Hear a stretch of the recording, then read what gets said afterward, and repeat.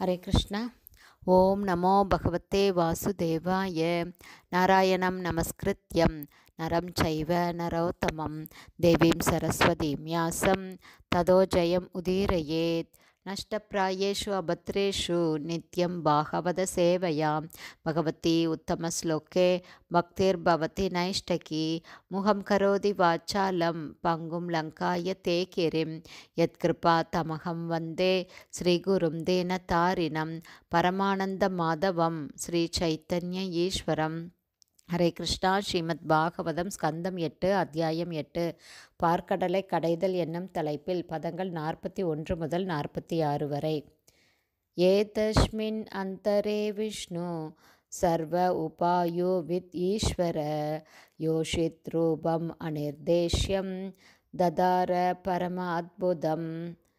பிரேக்ஷணீயோ உத்பல ஷ்யாமம் சர்வ அவயவ சுந்தரம் சமான கர்ண ஆபரணம் சுகபோல உன்ன ச ஆனனம்.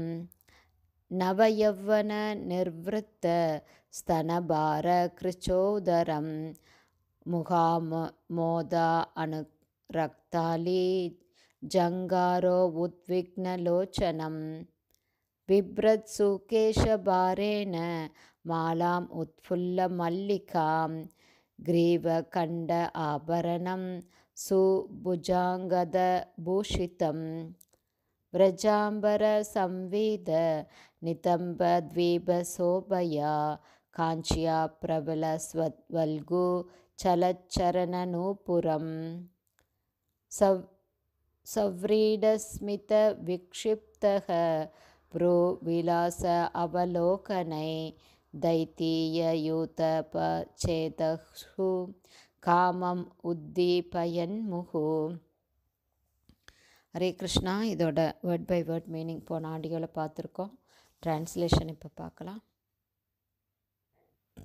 எத்தகைய எதிரடையான சூழ்நிலையையும் தடுத்துவிடக்கூடியவரான பரமபுருஷ பகவான் விஷ்ணு பிறகு மிக மிக பேரழகான பெண்ணின் உருவத்தை மேற்கொண்டார்.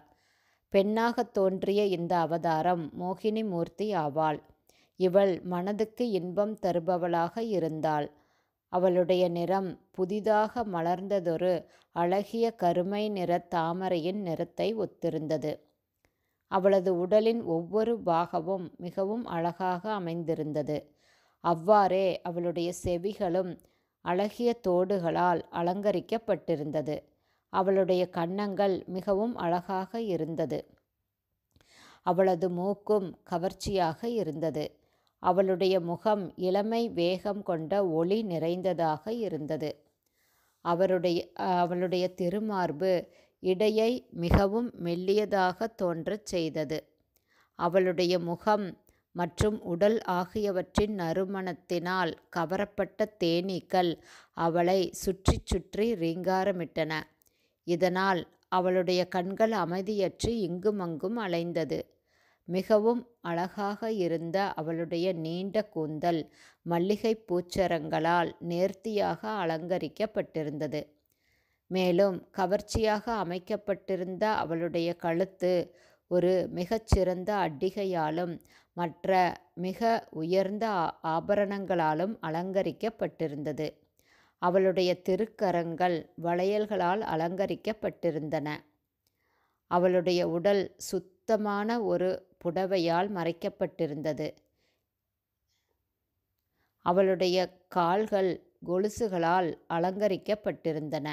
அவள் வெட்கத்துடன் புன்னகை செய்து அசுரர்களின் மீது தன்னுடைய பார்வையை செலுத்திய போது ஏற்பட்ட அவளுடைய புருவங்களின் அசைவினால் அசுரர்கள் அனைவரும் காம ஆசைகளில் மூழ்கி அவர்களில் ஒவ்வொருவருமே அந்த மோகினியை அடைய விரும்பினார்கள்.